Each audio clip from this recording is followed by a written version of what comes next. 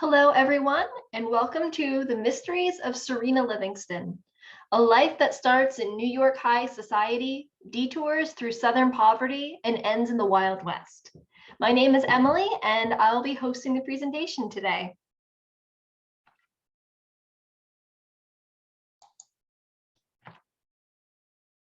This is Serena Livingston. She's the heroine of our story. She's born, according to the records we have here at Clermont, in 1804, and she's quite beautiful, as you can see from her portrait. We're very lucky because we actually have a lot of portraits of Serena painted at different points in her life. Serena was born in New York City to John Livingston, the Chancellor Robert R. Livingston's younger brother, and Eliza McEvers. After the death of her older sister Angelica in 1815, Serena was the eldest daughter in the family. And as had become tradition for young Livingston women, Serena was thus one of the most eligible young ladies in all of New York. She was beautiful, most likely well-educated, as all the Livingstons were, social, and wealthy. She had throngs of young men from all over the country vying for her attention. Serena appears in rivalrous letters between young men who would grow to be decorated war heroes, successful businessmen, politicians, and even famous writers.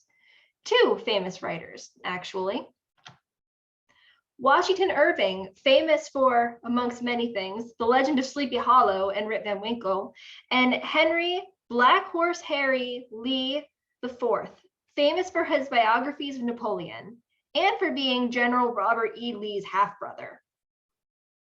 Washington Irving likely went into his courtship with Serena with high hopes. They were both New Yorkers with an apparent love of the arts, but unfortunately, it didn't last.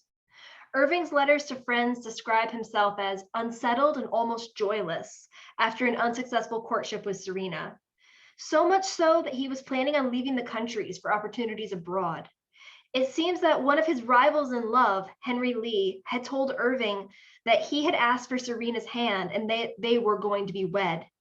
Irving wished him well in another letter and made plans to sail to England.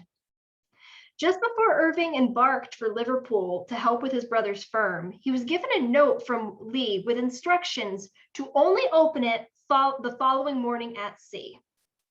And Irving followed the instructions. He opened it the next day out in the Atlantic. In the note, which Irving had read according to the sender's instructions, Lee confessed that he was not engaged to Serena. In fact, he made up the whole thing in an attempt to increase his chances with young Miss Livingston. Obviously, Irving was furious. Irving considered Lee's deceit dishonorable, particularly since it involved a woman that he adored. It's unclear whether Irving was more depressed at the idea of Serena's engagement, her lack of taste in her chosen fiancé, or that he felt he would never be financially suitable enough to marry her. Irving later wrote, "Serena is the heroine of all my poetic thoughts, where they would picture anything very feminine and lovely. But where is the hero of romance worthy to bear away so peerless a face? Not among the wealthy young traders of New York, most certainly." Neither Lee nor Irving was wealthy enough to marry a Livingston daughter. Serena's own father referred to poverty as a curse he can't bear. So it was no surprise that Serena was soon engaged to Colonel George Cron, a celebrity for his harrowing defense of Fort Stephenson in the War of 1812, from a good family with seemingly limitless potential. Serena and Colonel Cron were married in 1816 or 1817. Now, if you've been taking note of the birth years listed under the portraits of Serena and her suitors, you may notice something. Irving, Lee, and Cron were all well-established young men in their 20s and 30s, whereas Serena was only 13 when she got married. Which begs the question, did the Livingstons marry off their daughters as children? While 13 isn't Unheard of, unfortunately. In families of lesser status, the Livingstons seem to let their daughters grow up before marriage. If you look at Serena's first cousins, Betsy and Margaret Mariah, they were older teenagers when they were married. And their marriages were heavily influenced by their father's status as the heir to Clermont and their duty to keep the last name in the family. Serena's aunts, Margaret, Gertrude, and Alida, were all in their 20s. Her aunt Janet and Catherine were in their 30s. So it seems extremely unlikely and uncharacteristic of her parents to marry her off at 13. It's also highly doubtful that so many young men of good standing would fall for the feminine wilds of an 11-year-old. So what's the deal with Serena's age? This has set off a lot of alarms for many Livingston scholars. Although the Livingston's genealogical records list Serena's birth year as 1804, the more you dive into it, the less likely it seems. In fact, if you start checking around other genealogical records and interment records, you'll find Serena's birth year listed as 1795 or 1796, which would put her in the much more believable age of 22 or 23 when she got married. Now, we have records that her older sister Angelica was born in 1795, so 1796 is most likely her birth year. Now, why would the Livingston genealogical record have the wrong year? Sometimes these sort of things are just lost to history. Paperwork gets mixed up, lost, etc. It happens. After her marriage, Serena appears in Washington Irving's letters one more time. In 1817, he wrote, "The marriage of Serena L. in the best style of modern romance. I hope the Colonel is as admirable in the parlor as he is gallant on the field. If so, he is the very man for her." The newly married Mrs. Serena Livingston Cron and the Colonel stayed in the Hudson Valley near her family before buying a plantation in New Orleans in 1819. Unfortunately, after the move, their life was troubled. They had the plantation by 1819. Supposedly, the climate and circumstances did not agree with Serena. We can't be sure what she knew of George's activities beforehand or when he attempted to sell the plantation to Mr. Bell from New York in 1824. But it slowly becomes apparent to everyone how badly George had been managing his affairs. The horses were dying and emaciated in the fields, and the sugar works had never been completed because George never paid the workers. One had even gone to debtor's prison for his inability to pay his own debts because of having not been paid by George. By Louisiana state law, there was a lien on the property due to George's non-payment. Caroline Bell described George and Serena as leaving the area by night by boat to escape the sheriff. They went to Kentucky, where a militia captain guaranteed George's safety, and apparently safety against extradition.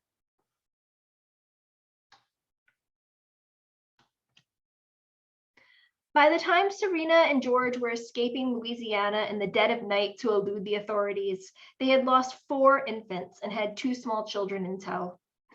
George's bad business decisions and drinking had driven the plantation completely into the ground. One can easily deduce that this isn't what Serena had signed up for, nor what her parents had expected. Her uncle Edward Livingston lived nearby. Surely he would have visited her. If she was too proud to write back home, certainly her uncle would have said something to his brother about his niece's situation. The Livingstons are, after all, a very close family. Somehow, probably through the celebrity he had built up as a war hero, George was given the job of postmaster in New Orleans by 1825. He was given a nice house in the city as a perk, and eventually, Serena and the children joined him. Perhaps a house in the city would be more suited to the New York heiress's need, but it was not a happy home. George continued to drink and gamble. He felt the position was below him. In February 1826, after many correspondences with high-ranking Army officers, he was offered a position as the Inspector General in the Army. But The same month, an audit of the post office revealed that he had been embezzling funds. George still took the job of Inspector General, but left the post office in shame. This is where his life truly begins to nosedive. Correspondences at this point seem to indicate that George attempted suicide in late 1826. By December of 1826, Serena was caring for George in Philadelphia and referred to him as recovering from his wounds on his arms and on his wrists. Despite years of hardship and struggle, Serena was instrumental in keeping the whole thing quiet. Because of this, George kept his job with the Army, but never fully recovered emotionally. What followed was years of struggle with money. George borrowed from friends and family under the guise of keeping his children fed and in school, while simply drinking and gambling it all away. When he was out on tour with the Army, his drinking was so bad that he was described as beastly and as an object of disgust. By 1842, some sort of separation seems to have taken place, as George was mostly living with his brother John at Locust Grove in Louisville, Kentucky, where Serena was back home in New York with their children. In October 1844, Serena's father, John Livingston, secured property for her so that George would have no control over it. This gave Serena freedom to come and go as she pleased and protect her Livingston inheritance from debt collectors. Even so, she still traveled to visit George at Locust Grove. In fact, her portrait still hangs on the wall of the house. Did she still love him? Miss him? Or was she simply performing her duties as a wife in a world where divorce meant losing her children? We don't know. George left for the Mexican War in 1846 and died of cholera in New Orleans in 1849, 3 days before his brother John. Despite all of his actions, George is still largely remembered as a hero. After her husband's death, Serena lived a quiet life, but certainly not an uninteresting one. At some point between 1849 and 1854, Serena moves to San Francisco, California. Her eldest daughter, Mary Angelica, had already moved out west with her Episcopal Reverend husband. She made the trip with just her younger daughter, Serena Eliza, who eventually marries Captain Augustus Rogers, stationed in California after the Civil War. Serena, her children, and their families live in California for the rest of their lives, watching San Francisco grow from the small harbor town to a real city. Serena never remarries and passes away in 1884. She's buried in Oakland.